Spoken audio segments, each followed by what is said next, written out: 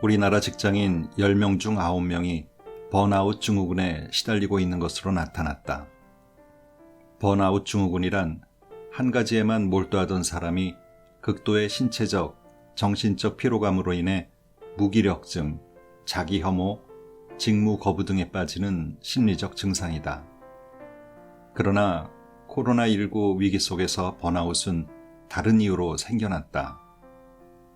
극도로 불안하고 두려운 상황에서 우리에게 어려운 결정을 빠르게 내릴 것을 강요하고 있는 상황이다. 심리학에서는 이를 결정 피로라고 부른다. 다시 말하면 코로나19 팬데믹은 불안할 정도로 새로운 맥락에서 우리에게 어려운 결정을 빠르게 내릴 것을 강요하고 있다. 예컨대 우리는 이웃에게 식료품을 나눠줄지 말지, 옆집 친구 아이와 놀게 해야 될지 말지, 배달 주문의 윤리적 의미 등에서 생각해보지 않았다. 이런 대부분의 일들이 지금까지 경험해보지 못했던 심리적 스트레스다. 특히 한때는 안식처였던 집이 사무실이자 학교이며 흡사 감옥처럼 된 지금은 더욱 그렇다. 이러한 결정 피로는 우리 자신과 가족, 공동체를 위해 안전한 결정을 해야 한다는 압박감과 결합된다. 그리고 이것이 팬데믹 특유의 번아웃을 초래하고 있다. 더욱 안타까운 현실은 결정 피로와 번아웃을 해소할 곳조차 없다는 거다. 책 읽는 다락방의 제이입니다. 코로나19 발생 이전의 세상은 이제 다시 오지 않는다라는 말처럼 코로나19로 전 세계가 변화의 급물살을 타고 있습니다. 누구도 예상하지 못한 혹은 예상했으나 지금 시대에는 일어나지 않을 것 같은 일들이 현실로 성큼 다가섰는데요. 그중 하나가 언택트 시대의 도래입니다. 어느 정도 예견된 5G, 인공지능, 사물 인터넷, 증강현실, 가상현실, 플랫폼 비즈니스라는 초연결 사회가 언택트를 타고 지금 우리 앞에 등장했습니다. 오늘 소개해드릴 책은 청출판에서 펴낸 코로나의 숨은 행동심리, 언택트 심리학이란 책입니다. 언택트란 접촉을 뜻하는 콘택트에 부정과 반대를 뜻하는 언을 붙인 신조어로 소비자와 직원이 만날 필요가 없는 소비 패턴을 말합니다. 이 책의 저자인 정인호 씨는 행동심리와 리더십, 협상 분야의 독보적인 콘텐츠 크리에이터이자 GGL 리더십 그룹 대표이면서 소크라테스와 협상하라, 가까운 날들의 사회학 등 다수의 책을 쓴 작가이기도 합니다. 저자는 프롤로그에서 다음과 같이 얘기합니다. 위기일수록 인간의 본성은 더욱 두드러진다. 전 세계가 코로나19라는 팬데믹에 직면하면서 인간은 한 번도 경험해보지 못한 위협에 노출되었다. 위협에 노출된 인간은 어떻게 반응하고 있는가? 인지된 위험에 처했을 때 인간은 공포에 휩싸이게 되고 더욱 비합리적이며 이기적으로 행동하게 된다. 홍콩에서는 무장강도가 슈퍼마켓에 침입해 1,000 홍콩달러어치의 마스크와 화장지를 훔쳐 달아났고, 이란 정부는 마스크 가격이 급등하자 약국 판매를 금지하고 마스크 사재기로 적발될 경우 최고 교수형까지 처할 수 있다고 경고했다. 사회적 거리가 의무화되었고 사람들은 얻을 것보다 잃을 게 많다는 걸 알면서도 사람 간 접촉을 시도한다. 프랑스에선 여전히 사람들이 테라스에 모여 사회적 거리두기의 원칙을 깼고, 독일 바이에른주는 엄격한 자가격리 조치를 취했지만 사람들은 여전히 함께했다. 코로나19는 인간의 본성이 타인의 고통에 무관심하고 자신의 쾌락을 위해 언제든 타인을 희생시킬 수 있음을 입증하고 있다. 무엇보다 위기일수록 인간의 본성은 더욱 두드러지고 다양한 심리적 현상을 낳는다. 이 책은 코로나19로 가속화되는 언택트 시대를 실제로 경험해보거나 의문을 가진 실제 사례를 중심으로 비합리적 의사결정을 내리게 되는 심리적 현상들을 파헤치려고 최대한 노력했다. 그렇게 잘난 미국은 왜 확진자가 많고 마스크를 쓰지 않는지, 대통령까지 나서가며 긴급재난지원금 기부를 홍보했지만 실패한 이유가 무엇인지, 국민은 왜 대구 경북 시민을 그렇게 혐오하는지, 자가격리자가 무단 이탈하는 이유는, 코로나19의 여파에도 명품 판매량은 여전한지, 육류의 소비가 갑자기 늘어난 이유는, 게이를 미워하면 안 되는 이유는, 함께 있어도 행복하지 않는 이유 등 코로나19 상황에서 일어난 인간 행동의 이면을 다양하게 다루었다. 이 책이 인간의 심리를 제대로 알고 그것을 최대한 활용하는 방식으로 정책이나 제도가 만들어진다면 필자로서는 더없는 영광일 것이다. 아울러 우리의 삶은 누군가의 의도에 의해서나 누군가를 의식해 내려졌던 결정들이 너무나도 많다. 문제는 우리가 이런 현상에 무감각해진 데는 데 있다. 더 나은 선택, 더 현명한 결정을 위한 귀중한 지침서가 되기를 희망한다. 코로나19로 인해 사람들의 심리와 행동 패턴에 변화가 생기면서 기존의 비즈니스 모델이 바뀌고 기업이 망하고 흥하는 중인데요. 우리 모두 흥분을 가라앉히는 시간을 가지면서 이 복잡한 시류를 읽고 변화에 대처해 나갔으면 하는 바람으로 이 책을 소개합니다. 이 책은 총 18장으로 구성되어 있는데요. 이 가운데 여러분과 나누고 싶은 글을 골라 소개해드리겠습니다. 집단 혐오의 분출. 사례 1. 이제 대구 사람이라면 치가 떨린다. 대구 경북 탈출은 진흥순. 대구 시민들은 평생 미안한 마음을 갖고 살아라. 코로나19의 발원지를 대구 경북으로 지목하고 감염병 대규모 확산의 책임을 대구 경북 시민들에게 돌리는 내용이다. 2020년 2월 18일 대구 지역 첫 코로나19 확진자이자 대구 신천지 교인인 31번째 환자가 발생한 직후부터 포털 사이트와 인터넷 커뮤니티에는 대구 경북 시민들을 힐난하고 혐오감을 드러내는 게시물들이 끊이지 않았다. 사례 2. 코로나19의 발원지가 중국 후베이 성 우한시라는 이유로 중국인뿐만 아니라 외모가 비슷한 아시아계 전체를 향한 혐오가 급증하고 있다. 독일 프랑크푸르트에 사는 15세 한국 여성은 학교 하굣길에 다른 학교 학생들로부터 코로나 감염자라고 놀림당하고 허리띠로 얼굴을 가격당했다. 영국 런던에 사는 31세의 한국 여성은 옥스퍼드 서커스 지하철역 내에서 코로나 바이러스를 언급하는 흑인 남성으로부터 다짜고짜 뺨을 폭행당하는 피해를 입었다. 사례 3. 게이 아웃. 경기도 용인에 66번 확진자가 다녀간 서울 이태원 클럽을 중심으로 코로나19 집단 감염 사례가 연일 확인되자 성소수자 집단이 도매급으로 비난의 화살을 맞았다. 한 누리꾼은 신천지에 이어 게이까지 비정상적인 집단이 정상적인 사람들에게 피해를 주고 있다고 힐난했다. 코로나19는 국민들의 불안감을 크게 자극하여 우리의 일상생활을 뒤바꿔 놓았다.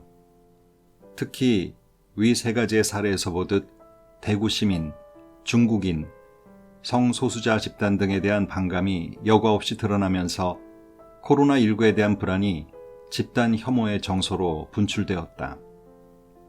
여성 혐오, 장애인 혐오, 성소수자 혐오, 지역적 혐오, 여기에 코로나 혐오까지 우리가 문제시하고 있는 각종 혐오는 자연 발생한 게 아니라 사회적으로 형성된 감정이다. 즉 혐오는 증상이다. 증상을 잘 관찰하는 일은 중요하지만 서로 비난하는 상황에만 매몰되면 곤란하다. 따라서 우리는 혐오를 사회악으로 지목해 도덕적으로 지탄하는 수준에만 그칠 것이 아니라 그것을 만들어내는 진짜 원인들을 찾아내야 한다. 혐오란 무엇일까? 혐오라는 개념은 사실 정립된 것이 없다. 어떨 때는 분노 또는 분개에 가깝고 어떨 때는 증오, 어떨 때는 역겨움에 가깝다. 이번 코로나19로 대구 시민, 중국 우한시, 성소수자에 대한 혐오는 불안의 방어 기제와 가깝다. 미국의 사회심리학자인 무자퍼 셰리프는 1954년 9세부터 11세까지의 남자아이들을 대상으로 로버트 동굴공원 실험을 했다. 그는 아이들을 두 그룹으로 나눈 뒤 처음에는 서로의 존재를 모르게 한 채 캠프지인 로버트 동굴, 즉 도둑 동굴로 가도록 했다. 그들은 일주일 동안 캠핑도 하고 하이킹도 하면서 자연스럽게 동료의식이 싹텄다. 그 후 다른 그룹이 근처에 있다는 것을 알리고 두 그룹이 만나 줄다리기나 야구 같은 경쟁할 수 있는 시합을 하도록 했다. 그 결과 그룹 내의 동료의식은 높아졌지만 상대 그룹에 대한 적대감이 생겼고 시합 중에는 상대를 혐오하거나 공격적인 행동을 보였다. 실험과 시합이 모두 끝난 후에 친구를 만난다면 현재 그룹과 상대 그룹 중 어느 쪽을 선택할 것인가? 라는 질문에 90% 이상의 아이들이 현재의 그룹을 선택했다. 문제는 여기서 머물지 않았다. 두 그룹의 적대적 혐오 관계를 해소하기 위해 함께 식사를 하거나 영화를 감상하도록 했지만 식사 중에 싸움이 터졌고 팝콘을 상대의 머리에 뿌리는 등 관계는 전혀 개선되지 않았다. 로버트 동굴공원 실험의 결과처럼 나와 다른 집단이나 인종에 속해 있다는 이유만으로 타자를 배척하고 다양성을 인정하지 않는 심리의 작용을 내 집단 편향이라고 한다. 31번과 짱깨.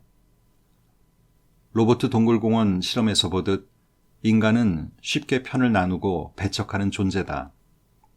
내 집단 편향은 별다른 근거 없이 나와 다르고 내가 더 우월하다고 생각하는 현상으로 우리 사회에 만연하다. 그런데 왜 주로 사회적 약자가 혐오의 대상이 될까? 뉴욕대 심리학자 존 조스트 교수에 따르면 어떤 큰 구조적 문제가 존재할 때 나라 경제가 좋지 않다거나 취업이 잘 되지 않을 경우 그걸 처음부터 구조적 문제로 접근하는 사람들은 드물다. 추상적이고 큰 그림을 그린다는 것은 인지적으로 많은 능력과 노력을 필요로 할 뿐 아니라 문제를 가급적 작고 구체적으로 명시할 때 사람들은 자신이 이 문제를 해결할 수 있겠다는 희망을 갖기 때문이다. 그래서 코로나19의 위기 속에서는 더더욱 가난과 빈곤이 구조적 문제라는 사실을 인정하기 싫어하고 오직 나만 더 열심히 하면 된다고 생각하는 경향이 나타난다. 아니면 반대로 이게 다 짱깨들 때문이야. 대구 신천지 교인인 31번째 확진자가 발생하지만 않았어도 이렇게 문제가 크진 않았어 라고 하는 등 비난의 대상을 특정하는 경향을 보인다. 그렇지 않고 문제의 원인이 거대한 구조에 있다고 인정하게 되면 무기력과 큰 불안을 느끼게 된다. 따라서 학자들은 그것이 자신이든 타인이든 눈에 보이는 구체적인 무엇을 비난하는 것이 불안을 일시적으로나마 완화하는 역할을 한다고 본다. 여성이나 성소수자 등 만만한 대상을 공격하는 것 또한 같은 맥락이다. 또한 사람들은 자신의 세상이 공정한 기준이나 규범에 의해 돌아간다고 믿는 경향을 보인다. 이러한 경향을 공정한 세상에 대한 믿음이라고 한다. 우리의 삶은 때론 내가 전혀 통제할 수 없는 돌발적인 사고나 갑작스런 불행이 발생하지만 그걸 인정하면 불안해지기 때문에 대부분 착하고 부지런하게 살면 아무 탈 없이 행복하게 잘 살 수 있을 것이라는 다소 소박한 세계관을 가지고 있다. 이 논리에 의하면 저 사람이 약자가 된 것은 전적으로 그 사람이 열심히 살지 않았거나 뭔가를 잘못한 탓이다 라고 생각하고 손쉬운 단죄의 대상을 찾는 쪽으로 택하는 것이다. 사회적 약자 이퀄 올바르지 않은 사람 이퀄 코로나19 확진자라는 공식이 성립하므로 더더욱 약자에 대한 비난이 쉬워진다. 혐오는 혐오를 먹고 자란다는 말이 있다. 중국인 혐오는 동양인 혐오로, 동양인 혐오는 전 세계 인종주의적 혐오로 확장되고 있다. 코로나19의 기생에 독버섯처럼 자라는 혐오는 위기 극복에 아무런 도움이 되지 않을 뿐 아니라 모든 인간은 평등하게 존중받아야 한다는 평등 감각을 깨뜨리므로 매우 극단적이고 위험하다. 혐오는 문명의 역사와 함께 존재해왔다. 바이러스가 생명체의 기원과 뗄 수 없는 관계이듯이 문명 발전의 극적인 국면에 혐오는 빠지지 않고 등장해왔다. 과거 14세기 흑사병이 창궐했을 때 사람들은 동성애자, 유대인, 마녀들을 흑사병의 원인으로 지목해서 수많은 사람들이 누명을 쓰고 죽어갔다. 뿐만 아니라 나치의 홀로코스트와 백인 우월주의자들의 KKK 등 혐오에서 자라난 증오 범죄들을 우리는 숱하게 목격해왔다. 그런데 코로나19 국면을 통해 현 시대의 혐오가 한 단계 진화했다는 점에 주목할 필요가 있다. 현대 혐오 행위는 대부분 온라인 공간을 통해 벌어진다. 자신의 얼굴이 직접 드러나지 않고 익명성이 보장되니 심리적 부담이 적기 때문이다. 이러한 이점을 바탕으로 한 온라인 영역의 혐오는 확산 속도도 빠르고 광범위하다. 무엇보다 기록과 검색으로 쉽게 접근할 수 있고 오래 남아 해악이 더 클 수밖에 없다. 더 큰 문제는 발전된 정보기술에 비해 혐오성 발언이 모욕적이고 인종차별적이라는 것 자체를 많은 사람이 인식하지 못하는 데 있다. 우리 모두가 영화 부산행 속 영웅인 상화가 될 수는 없지만 적어도 용석이 되어서는 안 된다. 코로나19에 의한 혐오는 바이러스보다 빠르게 퍼져 인간 존엄성의 가치를 심각하게 훼손하게 되고 결국 그 가치가 부메랑이 되어 당사자에게 돌아온다는 사실을 잊지 말아야 한다. 언택트 메가트렌드. 코로나19의 여파로 인해 사람과의 접촉을 최소화하는 비대면이 강화되면서 언택트가 트렌드의 티핑 포인트이자 메가트렌드로 자리 잡게 되었다. 언택트의 최대 수혜자는 아마존, 넷플릭스, 마이크로소프트, 구글, 페이스북 등과 같이 온라인을 기반으로 하는 디지털 기업이다. 가장 돋보이는 성적표를 얻은 기업은 미국 증시 시가총액 1위 기업인 마이크로소프트다. 전년 동기보다 약 15% 늘어난 350억 달러, 하나로 약 42조 7천억 원의 매출을 2020년 1분기에 기록했다. 전 세계 가장 큰 이커머스 시장을 장악하고 있는 아마존은 2020년 1분기 매출 755억 달러, 하나로 약 92조 2천억 원의 매출을 기록했다. 온라인 쇼핑, 클라우드 사용량이 크게 늘어나며 전년 동기 대비 26.4% 증가했다. 클라우드 사업인 아마존 웹 서비스의 매출은 33% 가까이 늘었다. 모두 언택트로 인해 온라인 쇼핑, 원격 근무 등이 늘어나며 인터넷 서비스 수요가 확대된 결과다. 여기까지는 우리가 상식적으로 예측할 수 있는 경영 환경의 변화다. 오프라인 시장에서 코로나19가 타격을 주지 못한 분야가 있다. 바로 고급 백화점의 명품 브랜드인 프라이빗 서비스다.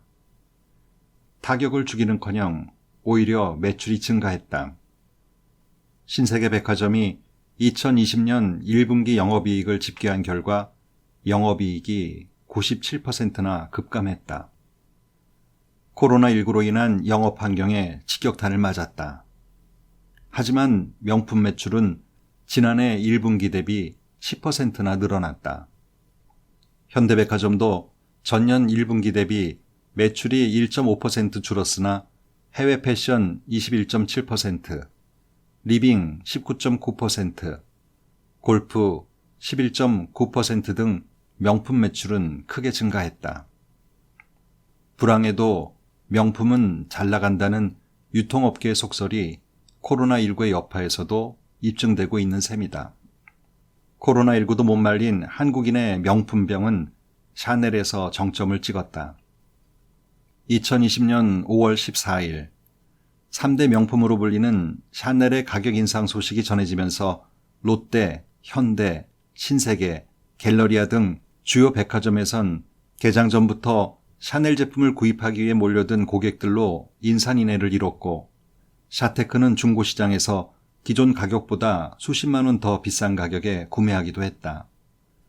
롯데백화점 본점에는 개장 전임에도 200명이 넘게 줄을 섰고 현대백화점에서 200에서 300명, 신세계백화점에서 40여 명, 갤러리아 백화점 명품관에서 70여 팀이 대기하는 등 곳곳마다 긴 줄이 늘어서 장사진을 이뤘다.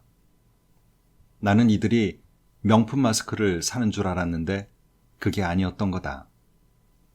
코로나19 사태에 감염 우려가 높음에도 불구하고 이들에게는 바이러스 감염보다 명품이 더 중요해 보였다.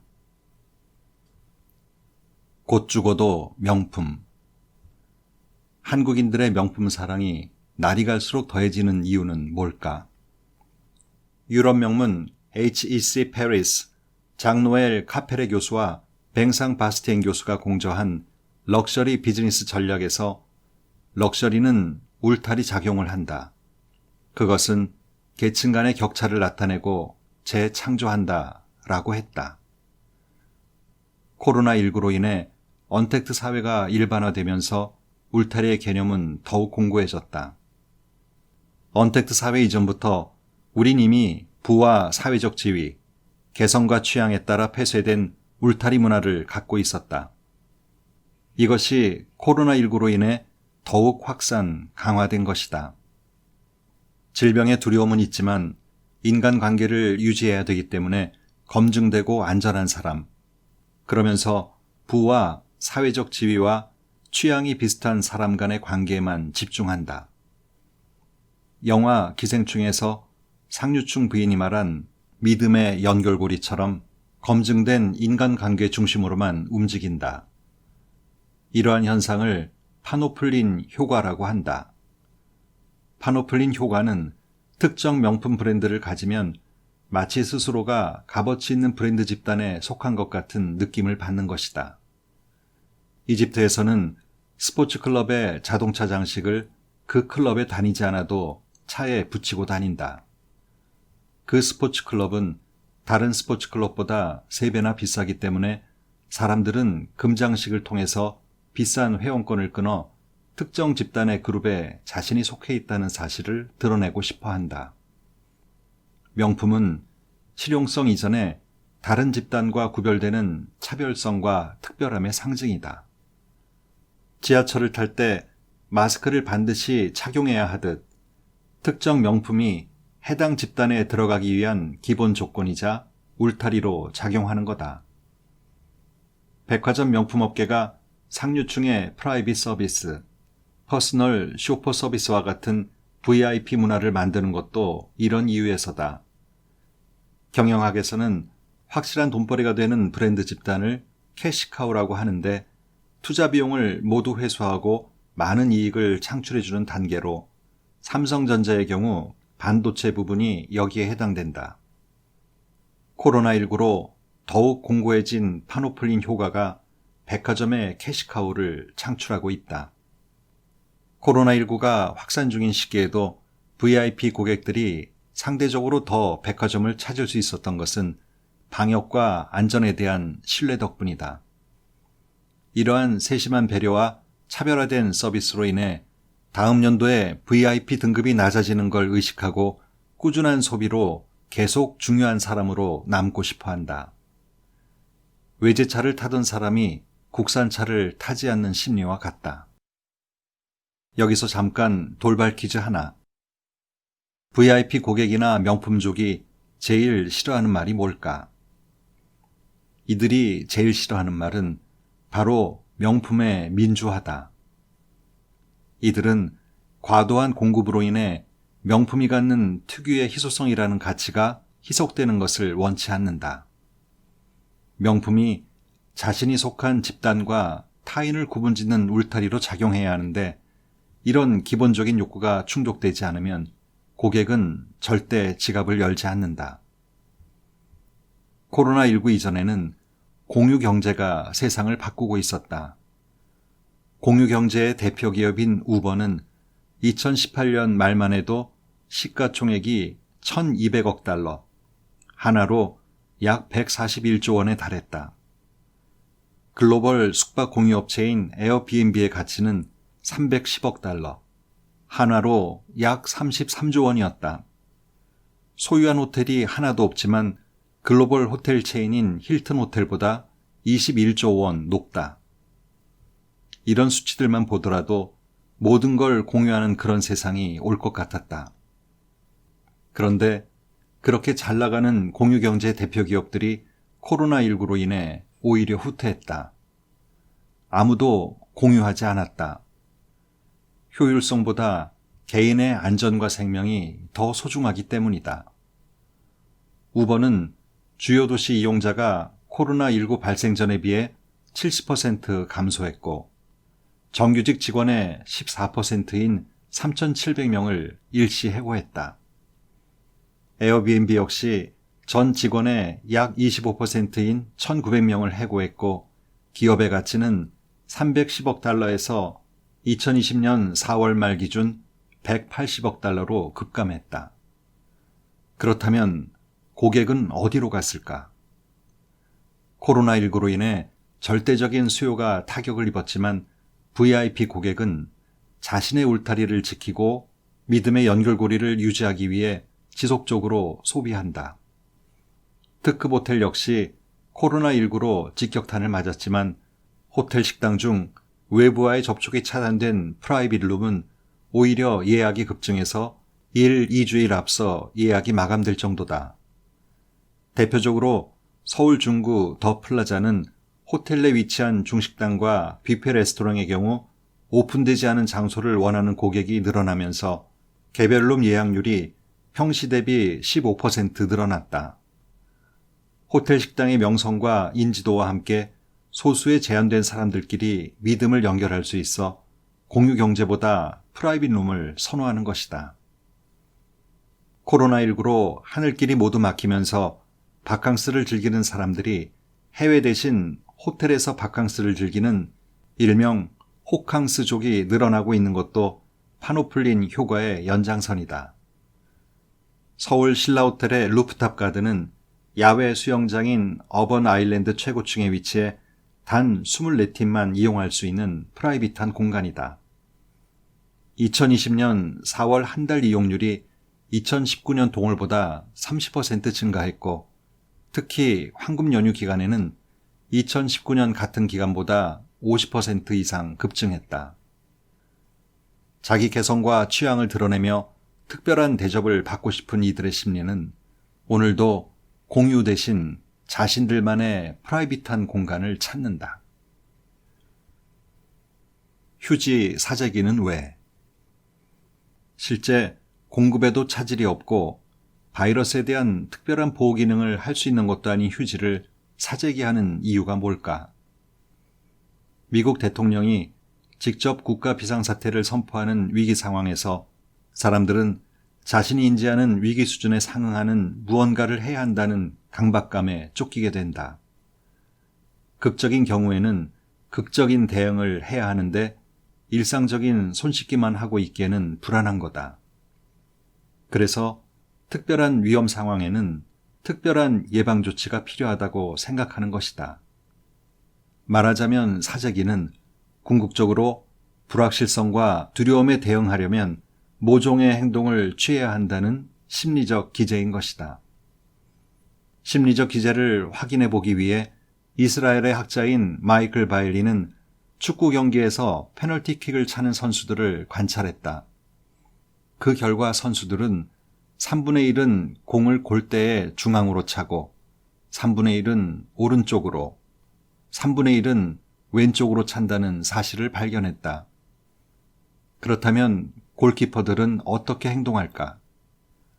안타깝게도 그들 중 2분의 1은 오른쪽으로 몸을 날리고 나머지 2분의 1은 왼쪽으로 몸을 날린다. 모든 공의 3분의 1은 중앙으로 날아온다는 분석 결과가 있음에도 말이다. 골키퍼는 왜 이런 행동을 할까? 그 이유는 중앙에 가만히 멈춰서 있으면 아무것도 하지 않는 것처럼 보이며 혹 가운데로 공이 오지 않고 골대의 좌우로 공이 날아오는 경우 행동하지 않은 것에 대한 미안함과 심리적 부담이 커지기 때문이다. 그래서 어느 쪽이든 몸을 날리는 것이 뭔가를 했다는 심리적 부담을 줄일 수 있기 때문이다. 팬들에게 야유를 덜 받기 때문이다. 왼쪽이나 오른쪽으로 몸을 날려야 최선을 다했다는 평가가 남기 때문이기도 하다. 격정적 투쟁 속에 쟁취한 휴지는 자신의 만족을 넘어 타인에게 자랑의 대상이 되기도 한다. 이러한 현상을 행동 편향이라고 한다. 불명확한 상황에서는 오히려 가만히 기다리는 것이 유리할 수 있는데 대부분의 사람들은 뭔가를 하고 싶은 충동을 느낀다. 더 나아가려고 애써도 나아지는 것이 없는데도 불구하고 말이다. 프랑스의 수학자이면서 철학자인 블레이즈 파스칼은 행동 편향을 보이는 인간에게 이렇게 경고한다. 인간의 모든 불행은 그들이 방 안에 조용히 머물러 있지 못하는 데 있다 라고. 휴지 사재기를 하는 두 번째 이유는 행동 편향과 같은 심리적 기제의 바탕에는 손실 회피 편향의 심리가 깔려 있기 때문이다. 재밌는 실험 하나를 소개한다. 만약 당신이 길을 가는데 누군가가 선물이라며 2만 원을 준다고 생각해보자. 그리고 그가 2만 원을 걸고 3만 원을 더 받을 수 있는 내기를 제안한다. 당신이라면 내기에 참여하겠는가? 이 상황에서 대부분의 사람들은 공짜로 생긴 2만 원에 만족하며 내기에 참여하지 않는다. 그렇다면 이런 상황은 어떨까? 누군가 당신에게 선물로 5만 원을 준다. 공짜로 생긴 돈에 기뻐할 찰나 그가 5만 원 중에서 3만 원은 다시 돌려달라고 한다. 그리고 지금 가지고 있는 2만 원을 걸고 3만 원을 되찾을 수 있는 내기를 제안한다. 이 내기에는 참여하겠는가? 실험 결과 많은 사람들이 내기에 참여했다. 2만 원을 걸고 3만 원을 더 받을 수 있는 내기라는 상황은 같지만 그 결과는 전혀 다르다. 이는 5만 원을 받았다가 3만 원을 뺏긴 사람들은 빼앗긴 내 3만 원을 되찾아야 해 라는 손실회피 심리를 느꼈기 때문이다. 이는 돈을 따고 잃을 확률이 똑같은 두 가지 실험에서 손실회피라는 심리를 자극하느냐 하지 않느냐에 따라 인간의 선택은 전혀 달라진다는 뜻이다. 휴지 사재기를 하는 이유도 마찬가지다. 부피는 어마하고 가격은 고만한 화장지일지라도 살 수 있을 때 사놓지 않으면 큰 손실로 여기기 때문이다. 세 번째 이유는 심리적 안정감에서 찾을 수 있다. 만약 당신이 화장실의 볼일을 볼 때 있어야 할 곳에 휴지가 없다면 어떨까? 겪어본 사람은 알겠지만 매우 불안하다. 반면 휴지가 있어야 할 장소에 있으면 안심이 된다. 이는 우리가 먹고 자고 배변하는데 우리 자신을 돌보는 기본적 생리적 욕구다. 미국 템플대학교의 프랭크 팔리 교수는 코로나19는 우리가 의무적으로 집에서 머물러야 하고 따라서 화장지를 포함한 생필품을 쌓아 놓아야 하는 일종의 생존주의 심리학을 불러일으킨다고 했다. 그 이유를 경제학에서도 찾아볼 수 있는데 화장지는 대체제가 없기 때문이다. 실제 SNS에서 어떤 사람은 화장지가 없어서 물에 씻어 보냈다, 신문지로 닦았다는 등의 글도 올리기도 했다. 음식은 떨어지면 다른 음식을 찾으면 되지만 화장지는 특별히 대체할 만한 게 없기 때문에 사재기를 하게 된다. 네 번째는 동조성 심리에 무게가 실린다. 평소 관심 없던 음식점 앞에 길게 줄 서 있는 것을 보고 저 집 뭐가 있는 것 같은데 라며 다음날 함께 줄 서 있는 나를 발견한다. 쉽게 표현하자면 동조성 심리란 너도 먹으면 나도 먹는다는 행동 양식을 말한다.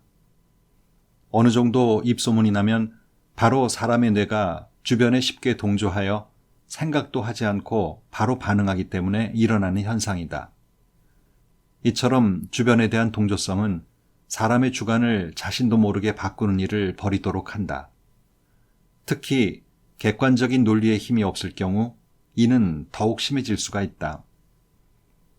불과 4, 5년 전만 해도 인천국제공항에 가면 여행객들 속에서 유난히 알록달록한 등산복이 눈에 띄었다.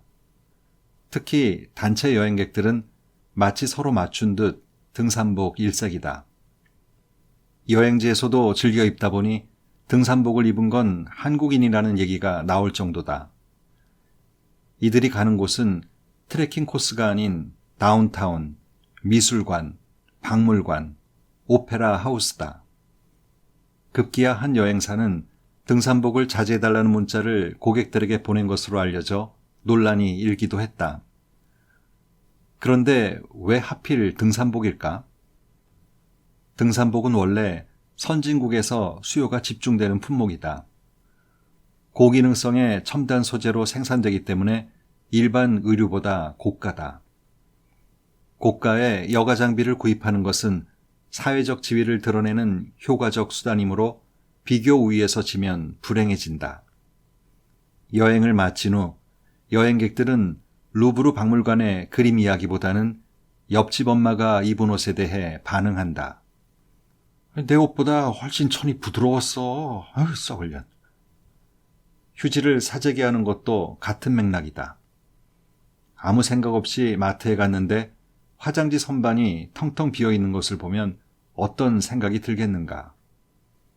너도 나도 화장지를 잔뜩 사가는 것을 보면 다들 화장지를 사는 데는 그럴 만한 이유가 있을 것이라며 이유는 몰라도 화장지부터 집게 된다. 사람들은 코로나19와 같은 재난 상황이 다가오면 평소보다 더더욱 비합리적으로 행동하게 된다. 특히 사재기는 자신만을 위한 단순히 이기적인 행동인 것처럼 보이지만 행동 편향, 손실 회피 성향, 생리적 욕구, 동조성 심리 등 다양한 비합리성이 구매 욕구를 자극하게 된다. 나만 실패할 수 없지. 신종 코로나19의 팬데믹으로 많은 사람들이 힘겨워하고 있다. 그런데 코로나19로 피해를 입은 사람들을 보면서 속으로는 기뻐하는 사람들이 있다. 예를 들면 10억 원대 연봉을 받으며 잘 나가는 친구가 코로나19로 인해 정리해고를 당하거나 오프라인 교육으로 100억 원대 매출을 올리고 있는 이웃이 코로나19로 언택트 사회가 되면서 파산 직전까지 가는 것을 보며 안타까움보다 고소함을 느끼는 것이다. 비단 경제적 우위에 있는 대상에게만 느끼는 감정만이 아니라 친구가 사귀던 사람과 헤어졌을 때 나보다 못한 사회적 약자에도 비슷한 감정을 느낀다. 독일어에는 이런 감정을 표현하는 샤덴프로이데라는 단어가 있다. 피해를 뜻하는 샤덴과 기쁨을 뜻하는 프로이데가 합쳐진 이 단어는 타인의 불행에서 느끼는 즐거움을 일컫는다. 이 말에 상응하는 한국어는 남의 불행이나 공경을 보고 즐거워하는 고소하다, 쌤통이다라는 형용사다. 이 형용사는 경상도에서 꽃이다로, 전라도에서 꼬숩다는 표현으로 통한다. 2020년 5월 18일 다음의 기사가 실렸다. 어떤 사람이 샤덴프로이데를 느낄까? 코로나19 여파까지 겹쳐 명품 보석류 등을 취급하던 미국의 중저가 백화점 제이시페니가 파산 절차를 밟게 됐다. 특히 제이시페니는 가성비를 강점으로 미국인들로부터 118년 동안 사랑을 받아온 백화점 체인이다. 제이시페니는 매장 수만 850여 개, 종업원 수는 9만 5천 명이다. 뿐만 아니라 5월 7일엔 113년 역사를 지닌 대형 백화점 니만 마커스도 파산했다. 코로나19 사태로 43개 매장 영업을 잠정 중단하고 직원 14,000명도 대부분 일시 해고했다. 이 기사를 보면 위기에 처한 소상공인뿐만 아니라 코로나19와 관련이 없는 일반 기업, 대기업 관련자까지 샤덴프로이데를 느낀다. 118년 넘은 장수기업도 무너지는데 라며 자신의 어려움을 합리화하고 마음의 위안을 얻는다. 평소보다 위기가 닥칠수록 우리 대부분은 자신을 더 좋게 생각하고 싶어하며 긍정적인 심리를 유지할 수 있는 방법을 찾으려 한다. 그중 가장 쉬운 방법은 능력이자 자질에 있어 자신이 남들보다 우위에 있다는 사실을 발견하는 것이다. 자존감이 흔들릴 때 자기보다 열등한 사람과 자신을 비교하면 기분이 좋아진다. 남의 우월함은 자신의 자존감을 떨어뜨리지만 상대의 열등감은 경쟁 상황에서 자신에게 큰 힘이 된다. 이러한 특성에 의해 샤덴프로이데의 심리를 느끼는 사람은 문제의 원인을 개인주의적 관점보다는 구조적 관점으로 해석한다. 구조적 관점의 옹호론자는 자신의 믿음에 대한 모순되는 감정을 갖고 있고 자신의 입장에 대한 확고함이 부족하다.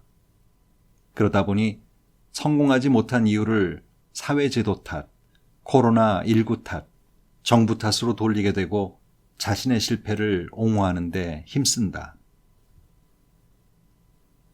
넌 누구랑 비교해? 코로나19와 같은 위기 상황에서 실업자의 행복도는 어떨까? 코로나19에 따른 고용위기 탓에 2020년 4월에 일자리를 잃어 실업급여를 새로 신청한 인원은 2019년보다 3만 2천 명 늘어난 12만 9천 명이며 4월 증가 인원으로는 통계를 작성한 1988년 당시 역대 최고치를 기록한 이래 두 번째로 많다라는 기사를 실업자가 보게 되면 오히려 행복도가 높아진다. 높은 실업률이라는 사회적 비교를 통해 오히려 통쾌하게 느끼기 때문이다. 사회적 비교가 우리의 삶에 차지하는 부분은 가히 엄청나다. 하지만 문명이 발달하기 전 초기 인류의 삶은 비교적 혼자 지내는 시간이 많아 자아의식과 같은 감정이 매우 중요한 의미를 지녔을 것이다. 누가 많은 돈을 가지고, 누가 좋은 자동차를 몰며, 누가 더 공부를 잘하는지 자연 상태에서는 별로 중요하지 않기 때문이다.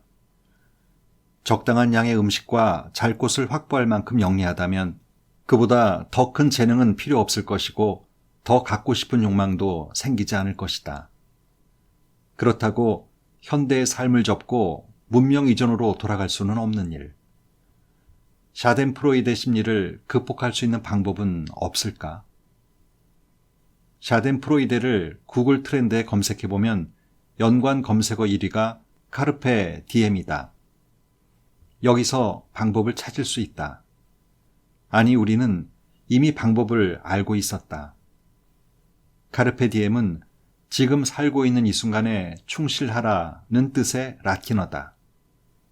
우리말로는 현재를 즐겨라 라는 뜻이다. 남과 비교하지 말고 열등감 느끼지 말고 현재를 즐기며 사는 거다. 인간의 각 개체는 온갖 다양한 연속체 중에서 유일무이하다. 인간은 이미 존재만으로도 특별하다는 거다. 8살인 나의 막내 아들이 거울 앞에서 자기 모습을 한참이나 들여다보고 있었다. 무척이나 황홀해하면서 말이다. 그런 모습을 본 나는 아들에게 살며시 다가가 물었다. 아들, 지금 뭐 하는 거야? 그러자 아들이 대답했다. 이게 나라는 사실을 믿을 수가 없어요. 덕분에 챌린지 캠페인은 코로나19 진료를 위해 혼신의 힘을 다하고 있는 의료진에 대한 고마움과 그 희생정신을 기리고자 시작된 참여형 캠페인인데요. 대통령에서 스포츠인, 연예인, 일반 국민들도 참여하는 대국민 캠페인으로 발전했지만 국민의 관심은 여기까지입니다. 153만 원. 인천 중소종합병원 3년차 간호원 통장에 찍힌 월급이라고 합니다. 목숨을 담보로 주말 없이 72일 연속 근무한 대가입니다. 이를 알고 계시나요?